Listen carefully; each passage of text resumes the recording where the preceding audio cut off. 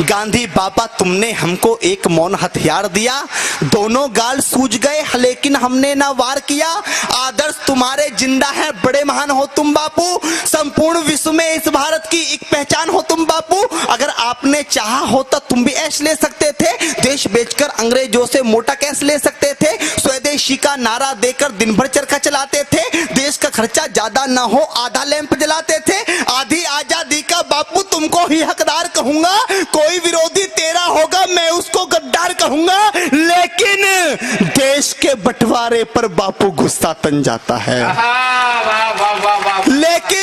लेकिन देश के बंटवारे पर बापू गुस्सा तन जाता है, गुस्से के बदले किसी गौड़ से का मंदिर बन जाता है। अरे भारत माता की छाती पर, भारत माता की छाती पर चलता आ रहा रुका नहीं, सन 47 का बापू तुमसे बंटवारा रुका नहीं, सन 47 का बापू तुमसे बंटवारा रुका नहीं। तुमने तुमने तुमने तुमने बापू बोला था ये शाख नहीं छटने दूंगा, अरे इंच इंच कट जाऊंगा पर देश नहीं बटने दूंगा।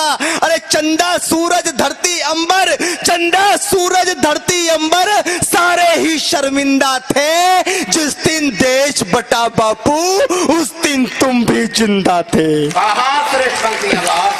चंदा सूरज धरती अंबर सारे ही शर्मिंदा थे, जिस दिन देश बटा बापू उस दिन तुम भी जिंदा थे। वैसी दरिंदों के हाथों से महिला हुए खिलौने थे, कविताओं में क्या बतलाऊं कृत्य कितने घिनौने थे। 40 लाख मृत लोगों का जिम्मेदार किसे लिखूं, देश बांटने वालों में बोलो गद्दार किसे लिखूं। और कितनी थी आंखें जो रोते रोते पथराई थी, पूछ रही लावारिस लाशें जो कुत्तों ने खाई थी, पूछ रही लावारिस लाशें जो कुत्तों ने खाई थी। हिंदुस्तान की माटी का परिवेश अधर में छोड़ दिया। कविता की सबसे कड़वी पंक्ति, इससे कड़वा मैंने कुछ नहीं लिखा, कि हिंदुस्तान की माटी का परिवेश अधर में छोड़ दिया, बंटवारा करके भी बापू देश अधर में छोड़ दिया। हिंदुस्तान की माटी का परिवेश अधर में छोड़ दिया, बंटवारा करके भी बापू देश अधर में छोड़ दिया। अरे दो थप्पड़ के बदले में एक थप्पड़ तो मारा करते, अरे बंटवारा भी करना था तो ढंग से बंटवारा करते। क्या बात है, बात